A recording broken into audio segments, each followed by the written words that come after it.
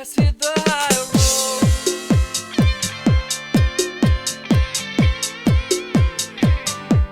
Let's hit the high road.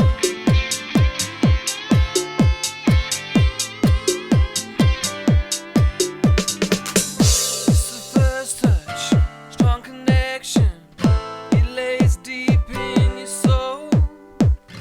Feel the kindness, strongly come. Hi, this is Nancy Yearold, and welcome to Nancy's Psychic View on the High Road to Humanity. And today I have Rob Volpe here, and he's joining us from San Francisco. And welcome to the show. Hi, Nancy. Thank you so much. It's so great to be here. I'm so glad you're here. You guys, we're going to talk about empathy.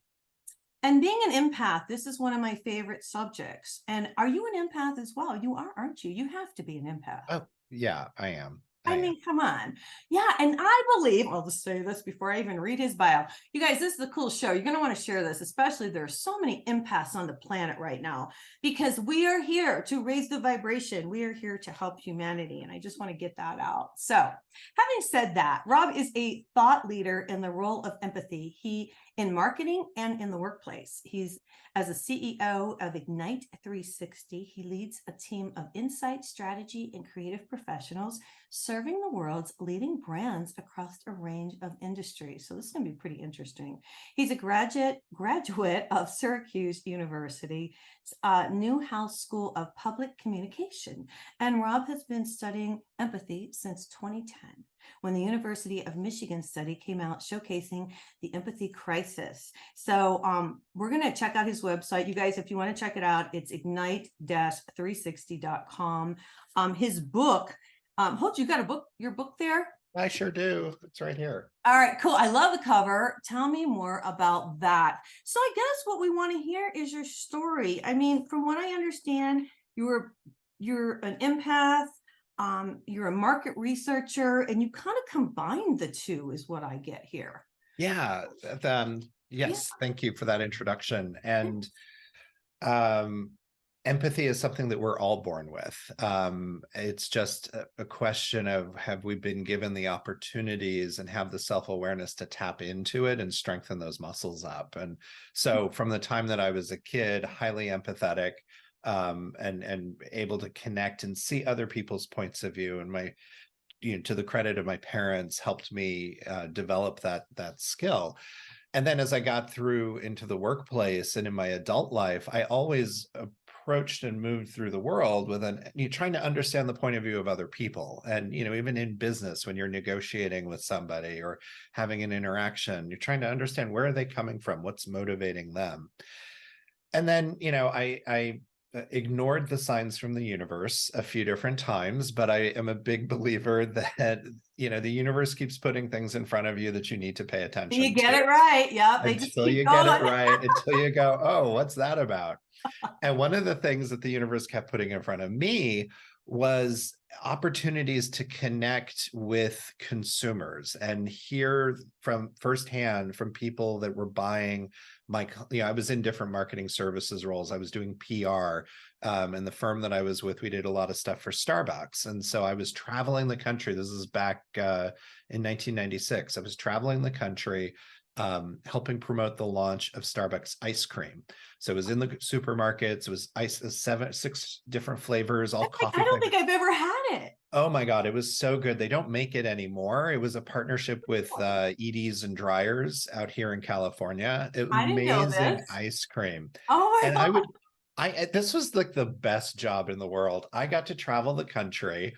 So I was flying all over the place, and I'd get to go to street festivals and events and 4th of July parties and sample ice cream and give away ice cream to people, and then hear their reaction. And then I'd go back and I'd report like, okay, yeah, we gave away 10,000 samples, but this is also what I heard. Right. And that was all marketing research, but I didn't understand why that was, how much I loved it and what it meant and what that path could look like. And then finally I figured it out. And empathy is so key to understanding what we do in marketing research. Is we understand how people think, feel, behave, and help our clients connect to that and understand so they can make decisions on how to improve their business. Mm. Whether you're Microsoft or General Mills or your Susie's Fish and Fin pet store down the street, everybody has customers. Right. You have to pay attention to how people are, your customers think, feel, behave, what their needs are, and how Yeah. to meet them. And that's empathy. Mm. So it was through all of that, but then found, no surprise, I guess, but as we, clients would pay us a lot of money to go do these projects, and we'd find really great learning, and we'd come back to their offices and here's what they're saying. This is what you need to be doing. And I so vividly remember there was one business unit director of a large multinational company, and he just sat there and looked at me and he's like, I still don't understand why they would want to pay more for the competitor's product. And it's like, but we just laid all of this out. How did you miss that? Well, he was sitting in his own judgment and being judgmental rather than being open to what was going on. And so that prompted us to get curious, my colleagues at Ignite 360 and I, to kind of go, what's going on? What gets in people's way? How can we help people be more empathetic, and make that connection? And that's where we identified what we call the 5 steps to empathy, which is what I write about and tell stories to support in the book. Right. And that led me down this path to you and I sitting here today. Yeah, it's a very good book, by the way. It really is. Thank you. I have to Thank say- you. It just won an award from the publishing industry, Oh, actually. God It was one bless. of the best self-help books of last year. Really? Okay. Yeah. So Congratulations. here, I'll hold the book back up again. There's this Yes. little silver sticker Oh, now. I It's a love Benjamin it. Franklin Award from the Independent Book Publishers Association. I love it. Well, we were talking before the show, there's so many empaths on the planet right now, and we pick up the energy of other people, and everybody has the ability, but some people have it more. But do you want me to read the 5 steps of empathy? Sure. Or do you like, okay, so here are the 5 steps, and we're going to go through them if that's okay with you. Absolutely. Okay, cool. All right, so the first one is dismantle judgment, which is my number 1 thing, because I'll tell you what, if we could just stop this one thing, this is my opinion, just not judge. Don't judge somebody else. Don't judge anybody, because you have no idea what's going on in their life. Okay. Yeah. None. Yep. And that would be, in our world today, there's so much controversy. Anyway, I'll get off that. But judgment is like huge. You say, ask good questions, and you have that behind you. Ask more questions. Active listening. And this is one of my faults. This is my downfall. I'm not a good listener because I'm psychic, and I know what you're going to say before you say it. Okay. And this is what I have to work on. A lot of people who are, intuitive aren't good listeners, I think, because we know. Anyway, you say integrate into understanding. What have you heard? So also you say use solution imagination, step into the shoes of somebody else. And that's what I was just talking about. So let's start out with judgment, because to me, this is what the biggest problem is in our society right now. Oh, yeah, absolutely. And it's not the first thing I like to do. I give a lot of keynotes and presentations on empathy now. Okay. And one of the things I like to do is help people understand, I'm not talking about making a judgment. You still have to make decisions. Oh, yeah. That's making a judgment. But some people confuse it. They're like, I don't know, what do you mean? I have to make judgments. This is about being judgmental, about casting aspersion at somebody else. It's those, it can be limited to thoughts that come up, but oftentimes it gets expressed in words and action against somebody else. You don't like somebody because of any number of things. Because of how they dress or where they live, or maybe you think they're lower than you. Yeah. All these people, man, it just drives me nuts. People put themselves on these pedestals. We are all, I'm going to get on this whole thing. Please do it. Well, we're all souls here. We're just souls in these bodies, and we're not the outside, we're the inside. And everybody judges each other. It's crazy. And that has been my biggest learning lesson over the last, I would say 6 years. I've learned not to judge people, because you have no idea. Hard. It's hard. Well, and I'll tell you what, I'll just use myself as an example, and I'll use this show as an example. You don't know this, but I started this show 6 years ago, and High Road to Humanity is a podcast. But I never thought about using Nancy's psychic view until about 2 weeks ago, because I was afraid to say I'm a psychic. Why? Because people are going to judge you. That's right. And they're going to think you're whatever. Right. Like all the labels they're going to put onto that. Right. And so I wasn't my true authentic self until I said, look, and people knew I was an empath. People knew I was a psychic, but I was afraid. And I was like, you know what? Enough is enough. I think a lot of it comes with age, and you just, you don't care. Like for you, have you had a hard time with people judging you? Oh my gosh. I mean, the book, I start out by talking about growing up in Indiana. Let's talk about it. Tell the story. Yeah. So the very first chapter gets into my background and growing up in Indiana. So my parents, I was born in Florida. My dad was in the Navy. My mom was working for the Navy at the time until she had me. But we were in New York living with my dad's parents, my grandparents, when he got out of the Navy. And then he got a job that moved us to Indiana. Okay. And it was a very different place. And just the fact that one of the towns that we moved to, pretty small town, 13,000 people living there. And there wasn't anybody with an Italian last name. So just that alone, we were like, oh yeah, we were just different. And this is like the late 79, 1980. Really? And then, yeah. And then the kids, 5th grade, I remember, it was probably a month into 5th grade. Yeah. One of the kids decided to tell everybody that I was gay. And you're like, what? And this is 19, now again, 79, 80, like a long time ago. It was a very different world. Gay wasn't as accepted and known as it is today. And so I like literally had to go home and ask my mom, like, what's gay mean? Because I was going to say, did you even know what that was? No, I mean, the only things I knew were from like John Wayne Gacy was a serial killer, and he had, and that was like same sex. But then, I mean, this is before AIDS. This is before any of so many things. So I had no idea. And my mom, I remember, just explained like, oh, well, gay is when people of the same sex love each other. So a man loves a man or a woman loves a woman. And there was no judgment from her about it, saying that, oh, that's wrong or anything, but she just kind of presented the data. But anyway, that caught on like wildfire when I was a kid, and because kids can do that. Kids are mean. Kids are mean.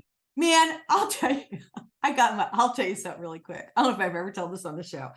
I was about 5th, 6th grade, like you, maybe 5th grade. I don't even know, but Farrah Fawcett was in. And I had long hair. I had long blonde hair. And I wanted to have the Farrah Fawcett haircut. But her haircut was really a shag. Yeah. And I didn't know that because I was a kid. And I begged my mom to go get the haircut. And they cut all my hair off. And I had a shag. And they called me Shaggy Dog at school. Oh. And it was forever. And so I just want to get this across. We all go through this kind of stuff. We just do. And, where's the empathy? And kids are mean.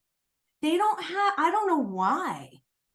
There's no empathy. It's like, no, I know. And this is when, again, we should be, parents should be modeling empathy to their kids. The kind of meta higher narrative of the book. So the book, I think of it as like nesting dolls. There's like this bigger narrative, which is my own story and my experiences and coming to terms with what had happened to me. And it took going to my 30th high school reunion before I finally had the big aha about why what happened to me 30 years ago or 40 years ago at that point had happened. Tell me, why do you think? I took the time, I went back to the reunion. I hadn't been back in about 20 years, but I took the time to actually listen to my classmates and hear their stories. And, at this point, we're all in, we're in our 40s. They're Yeah. adults, so they're Yeah. talking about what their lives were like Yeah. growing up. And Yeah. some of them had acknowledged over the years that and apologized to me. They're like, we were really shit to you, and I'm really sorry. I hope I didn't do Really? anything. Really? Yeah, I've had a few people, friends who have said that, and it's and unprovoked by me. It's not like I was, sharing my story and they said that. That meant a lot, and that says a lot about them as individuals. Right. But then other classmates, as I was listening to their stories and the things that they were going through, where they had, they were children of divorce, or they had an alcoholic parent, or an emotionally abusive parent, or a sibling that was in trouble, and that cascaded into the rest of the family. It finally dawned on me. I was like, oh, this was not about About me. you, right? I was the easy target Right. that they could take it out on. But Release. this was all about them. And I was like, oh, we're all just wounded animals, is how I write about it in the book. We're all just wounded animals bumping into each other and trying to figure out our place in the world. And it is common in child, I'm not a child development psychologist. Me either, but I just mentioned that because I've noticed that. Yeah, but Yeah. one of the things that kids go through in those tween years, especially, is they start to organize and figure out how they fit in and what doesn't fit in. And Mhm. this is all very like kind of base amygdala sort of stuff. It's part of our hardwiring. But you start to get into your little tribes, if you would, and what's in, what's other. And so some of that sorting is what can lead to the bullying and some of the bad behavior that we see, and the kids being cruel to one another. So, it's so important for any parents that are listening to talk to your kids and listen to your kids and ask them some good questions about how their day is, what's going on, and help them understand how to be empathetic towards other people. Yeah, I love what you said because it's absolutely the truth. You realized, and I realized too when I got older, that a lot of times is that they weren't getting the love at home. I think this goes back to love. They weren't getting the love at home, and I wasn't either. My mom was a narcissist. So I can just say this, and as you say this, it makes so much sense. They took it out on you. It's just crazy. But I Yeah. love how you listened and you heard them. And Thank you. that's really important. It is. And had I not been in marketing research and been in that field for about 10 years at that point, I wouldn't have had the skills and that heightened sensitivity to what was actually being said, but also the subtext of what was going on and how all of that fit together. So that was really crucial to my being able to release and forgive and kind of move on. Well, yeah, because you get stuck in that because it can ruin your life. Oh, yeah, absolutely. Because, if you start to believe what these people say, it can really screw you up and ruin your life. And then you get older and you worked on yourself, I can tell. And so, yeah, and I did too. And that's how you start to realize this kind of stuff. I'm so glad you're sharing this information. Okay, so we talk about judgment and dismantling. We talk about asking good questions. You say, I'm going to kind of rewind. You say, ask who, what, where, when, and how. And why do we want to do that? Well, rather than using the word why, you want to you want to reframe the question. And an example of that, a mom reached out to me. I'd never met her before, but reached out to me through social media shortly after the book had come out. And she told me the story about how her 13-year-old was having trouble in English class. And she was about to say, like, why are you having trouble in English class?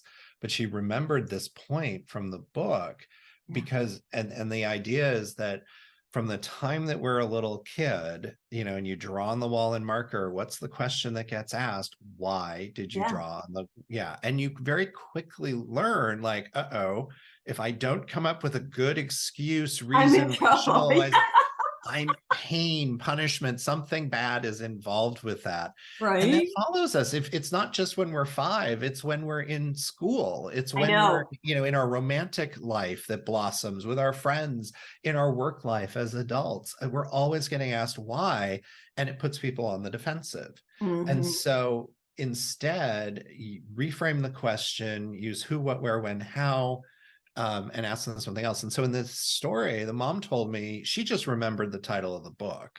And she was like, tell me more about, and she said to her son, tell me more about what's going on in English class. Okay. And she said he opened up in a way that he hadn't to her before about what he was actually experiencing and the trouble he was having in that class. So she was actually able to help him instead of him getting defensive and shutting down. He remained open, and so she was able to connect with him and support him and help figure out like the path forward so he could do better in English. I love that. And so yeah, that it's just in every engagement and situation that we have, yes, you want to be curious and understand why, but it's about the way that you ask the question. And that's our programming. And I've had to reprogram myself. And I know you probably have to change, the way that we are programmed when we're little, unfortunately. And a lot of it is a society, I'll just say. Oh, absolutely. You know? Society has done a lot to get us to this place that we're at. And now it's up to society and collectively, the two of us, your listeners and others that hear this, this message that, hey, we have a choice in how we're going to show Right. up. And can we be courageous to be empathetic? I want to rewind. I want to talk about a little bit of things that you talk about in your book. I love when you talk about sleeping in the airport. If you don't mind telling that story, because I used to be, I'll just be honest, I used to be really judgmental until I learned, like I said, about 5-6 years ago, to just stop it. Yeah. Yeah. But talk about this. I love this little story. So this was early, this is 2000, summer of 07, I think. And very similar to all the thunderstorms that have been going on in the East Coast and snarling air travel this summer. I was in a situation where I was trying to get from New York to Atlanta, but I had made a stop in Washington, D.C. because my sister was living there at the time and she's pregnant and wanted to see her. Okay. And so, whatever, morning flight out of New York down to DC, easy, smooth, beautiful. And then all of a sudden in the middle of the day, these thunderstorms pop up and my flight to Atlanta keeps getting delayed and delayed and delayed. And then suddenly it's canceled. But I had to be in Atlanta early the next morning for work. We were going out and doing some in-home research. Okay. And so I was able to get on a 6 a.m. flight, but this is like at 12:30. So I had like 5.5 hours and it's like going to take me, it's like by the time I get to somebody's house, like there were no hotels available. By the time I get to somebody's house, I'm going to sleep for like 2 hours. Mm-hmm. So I think it's best that I just stay at the airport. And I never had been in a situation where I had to do that before. And, I'd seen people camped out on the chairs or sometimes on cots, and it always been really judgmental. Like, why don't they get a hotel room or go back to their friend's house or do something? Like you're sleeping on the floor of an airport. Mm-hmm. And How gross is that, right? Oh, yeah. Well, I've gotten over it now because I've had to do it myself. And so, yeah, I found a quiet area near my gate and like made stuffed my backpack that I had with me with some clothes. So it'd be a little, instead of my work stuff, so it'd be softer, set my alarm clock, drape myself over my suitcase. Cause I was at Dulles Airport, not that anyone's going to steal my stuff at 4 a.m, but you never know. Why not now? Possibly they could. Yeah, right. The way things are going. I got a few hours of sleep and then woke up and needed to figure out how to clean myself. And took a sponge bath using a athletic sock turned inside out. Oh my God. As a washcloth. I'm sorry, I don't mean to laugh. No, it was. It's a funny story. It's a very funny story, and there were people coming in and out of the bathroom, and God only knows what they were thinking. Probably having the same judgment that I've had towards people doing that, but going through that, gave me new perspective and was like, what, I don't know why somebody has to do that, but they do, and so let's maybe support and have empathy with them rather than pity them or something.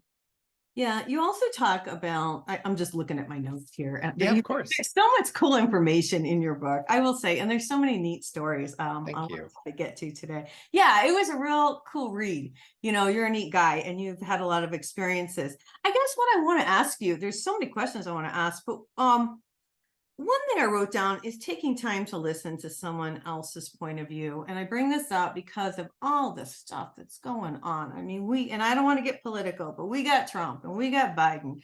And, it's just gotten so crazy and it's gotten so divided.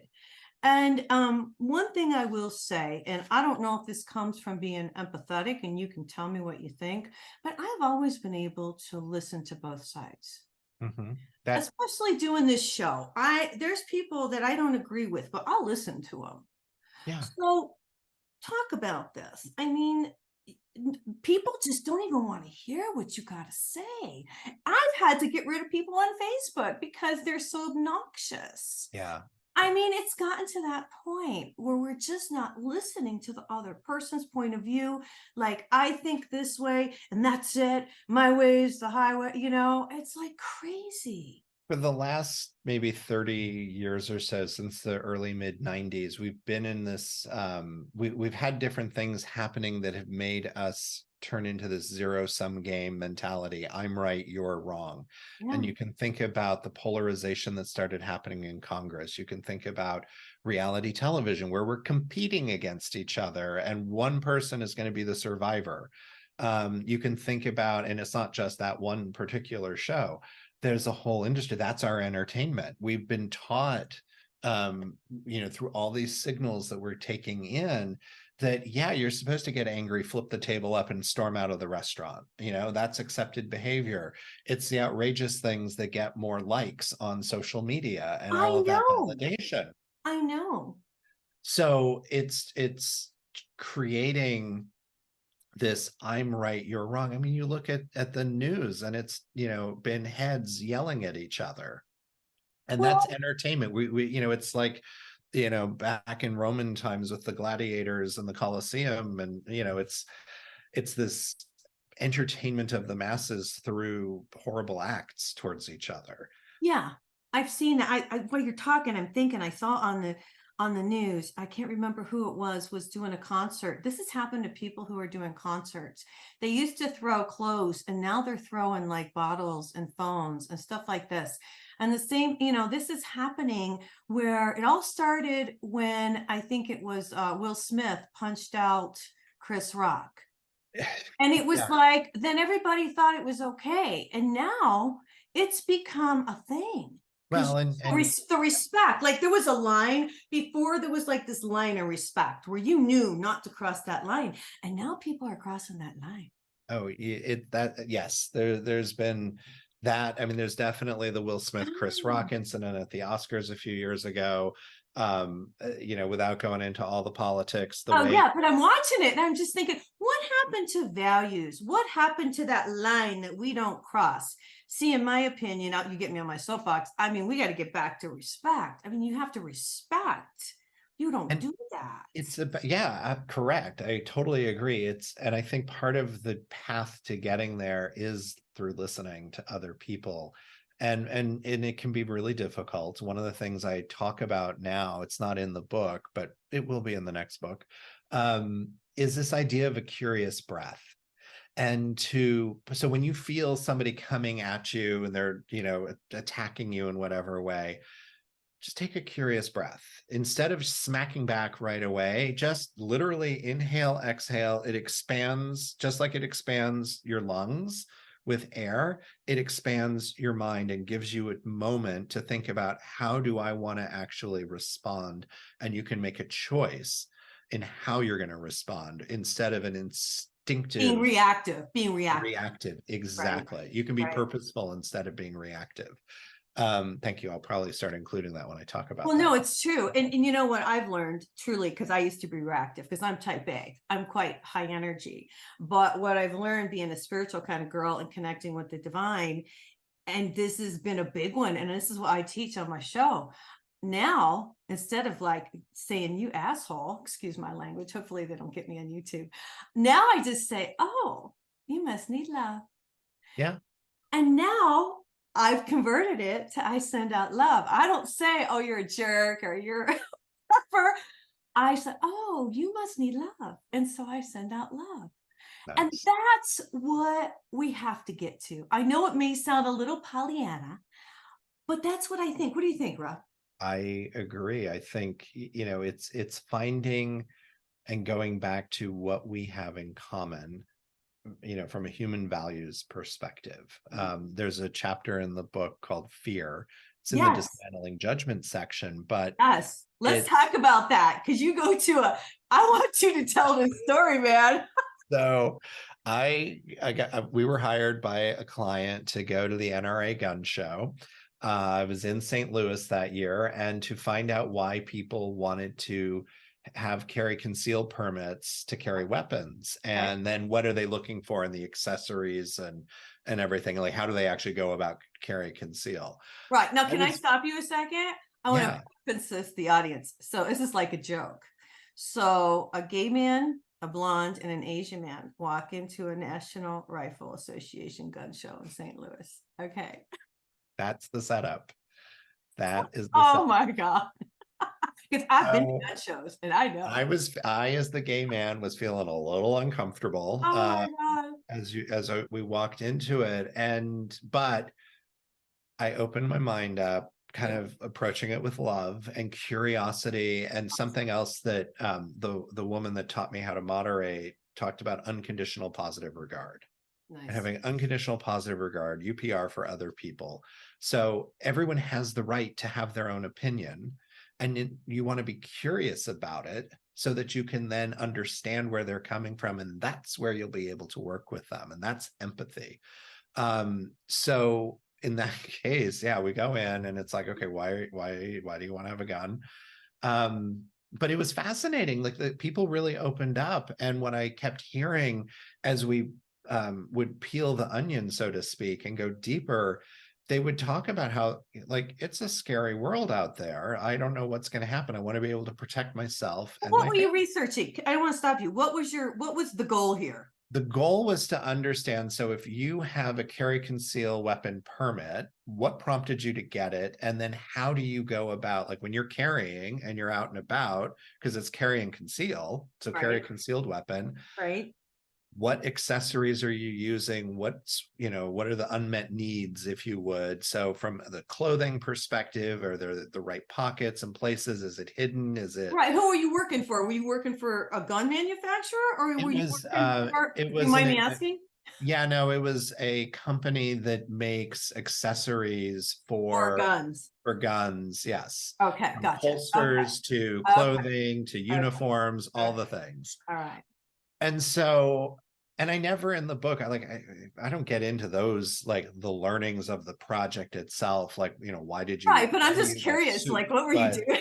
Yeah, that's what brought us there. And so we were doing, in that project, we had two pieces to it. So we did intercepted people attending the gun show, find out what they were thinking. And then we did some focus groups in Philadelphia, I think, and which I also talk about later in the chapter. The thing that kept coming up, though, was, like, when you boil it down, the reason why people were wanting to have a weapon was because it's a scary world out there. And you don't know what's going to happen, and they want to be able to protect themselves. And I remember there's one guy who's a former Marine, his name's Steve, in the book, and he talks about how he'd had a massive heart attack. And so he was in his 70s now. He doesn't have the strength and the stamina to protect himself and to defend himself and his family the way he used to. And so the gun gives him some of that confidence that he could protect his family if he needed it. It was fascinating. And that, the essence of that idea, that basic human value, that need to protect, safety and security based on Maslow's hierarchy, that kept coming up. And then a few weeks later, I'm having brunch with some friends here in San Francisco, all, liberal lefties, telling them, oh my God, I just did this fascinating project, and we were talking to all these people. And one of them was like, well, yeah, I'm afraid of what those people with guns are going to do because it's a scary world. And I was like, oh, so wow. So basically, it's the same fear that everybody has, which is it's a scary world out there, and I don't know what these people are going to do. Some people have chosen to acquire a gun in order to protect themselves. Others would prefer to control access to guns as a way to keep themselves safe. And so when when you get down to that base level, and you can do this on every big political charged issue, as well as all the personal things we go through. But if you can get down to that root understanding and that root commonality, then you can start moving forward and say, okay, we're both afraid of the same things. We've got crime as an issue, crime is the overriding issue, and gun access and everything. How do we work together to create a world where I feel safe, where we all feel safe, and you still have access to guns and can do the things, but I feel better about how you know how to handle a gun, who is getting a gun, who gets access to it, things like that. Right. But you've got to, sometimes, especially these big issues, you've got to boil it down. Yeah. And that takes more than a 30-second soundbite or even a 3-minute TikTok video. And that's the problem we've got. We're in such short attention span that even if we could listen to each other, the time isn't being given to do it. Right. And I want to address this really quick. Probably going to blow your mind a little bit here, Rob, but I'll just tell you. So I used to have a gun, but I don't anymore because I'm really protected by the divine. And I think once we get to the love, there's either love or there's fear. Yep. So if we can switch it from the fear to the love, because we're all connected.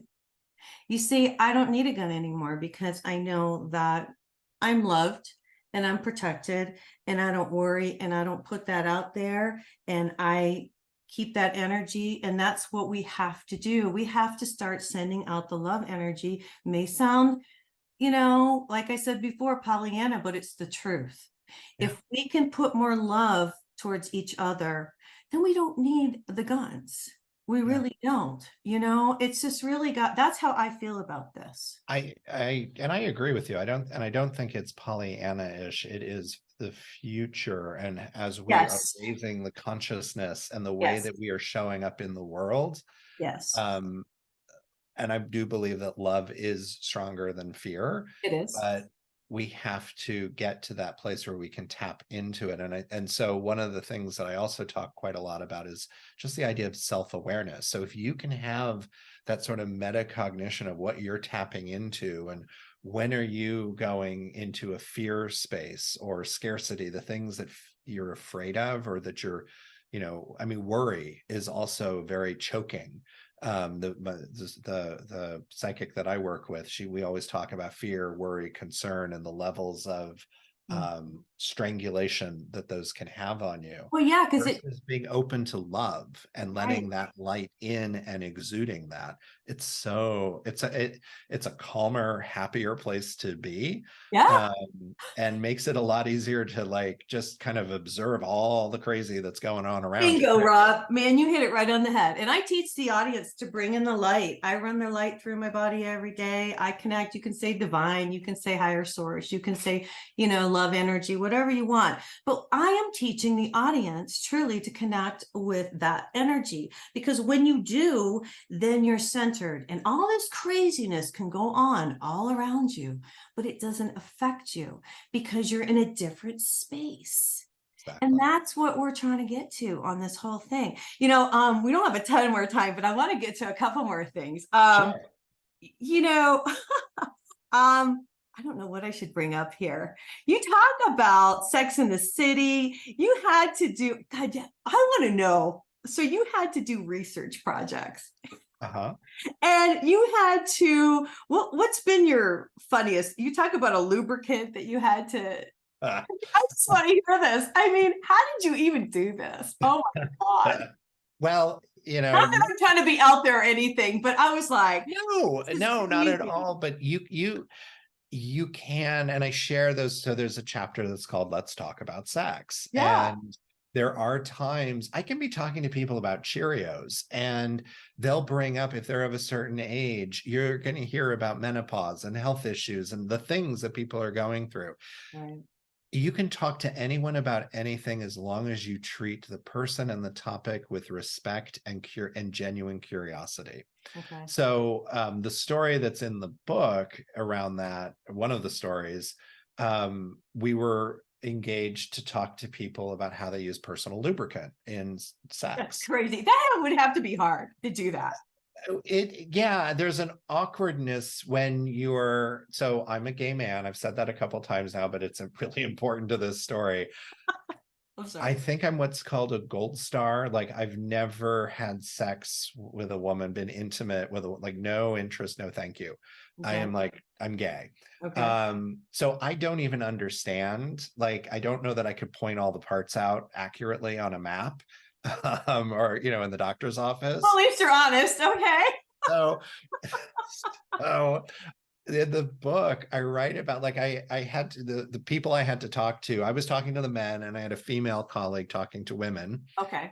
The gay men that I had to talk to, because we do buy a good amount of lubricant, that was easy because I understood what they were talking about in the situations. And then I had to talk to this guy, Adam. And Adam is straight and uses lube with his wife and was talking about having sex with her. And I literally was like beginners. I did not understand, and had to ask good questions and keep asking him to clarify and explain. And it was, not prurient or anything like that, but it was so that I could really understand Right. how he and his wife were using it, the pleasure that they were deriving from it. But was I like squirming and super uncomfortable inside? My God, it was like I was 13 years old, and I tell the story of my dad giving me the birds and the bees conversation Yeah. in our car on the way to the mall. And I'm just like going, what is happening? So I love it. It's so that would have to be difficult. I mean, I understand it was your job to do that, but that would have to be really hard. One more thing I want to talk about before we get out of here today. You address society in the middle class. I believe, and I see this happening. And this is where we really need to have empathy. And we talked about the homeless a little bit, but what I see is, the middle class is going away. mhm. And it's either the haves or the have-nots. And this is so sad to see. I see there's no in between anymore. And you address it in the book. Yeah, and it's in that use solution imagination section where we're really, and that's where you're starting to understand where people might be coming from, and you're using that to ask the next question or move things along to a positive outcome.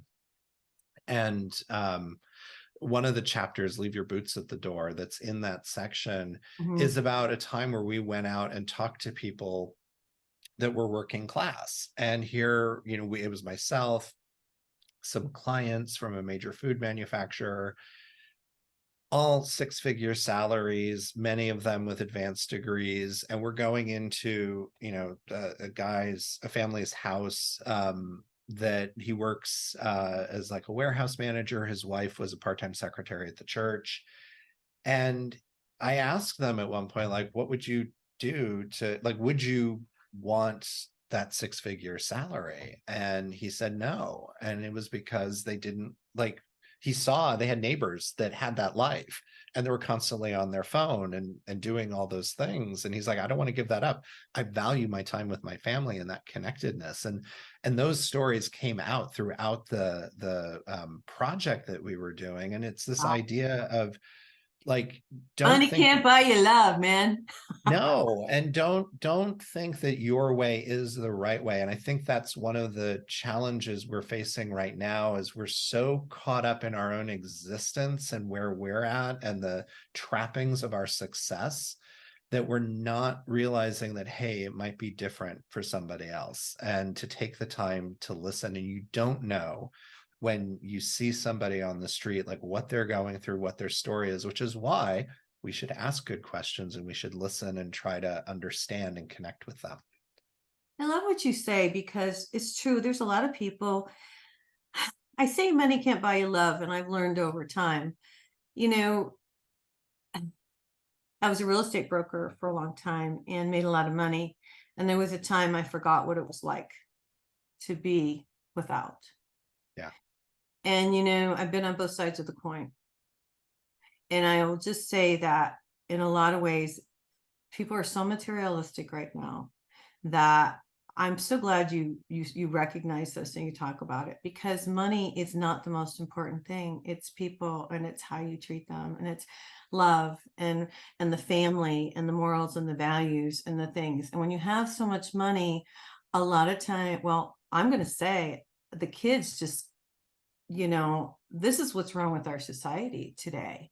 We've given them almost too much, where they don't appreciate, where if you don't have to work and you don't have to earn it, then you don't appreciate. And I think it's great that people are staying in that value small, because it's better, it's healthier. Oh, absolutely. I mean, didn't you walk away from that thinking that? Oh, it made me like it kicked off an existential crisis of like, wait, whoa, maybe I have this all wrong, Right. because why am I working so hard? Like, to what end? For what? Yeah, exactly. And knowing, and I write in the book, I leave that session, I've got to go debrief with the clients, then go back to my hotel. I'm up past midnight working on other things. Why? You Like, can't take it with you. exactly. So yeah, we have to be mindful and thinking of that. And, if you think about the memories and the moments that you treasure most, I'm willing to bet for everybody that's listening, it is not material things. It's about experiences, moments, laughter, Yeah. love with Yeah. family, with friends.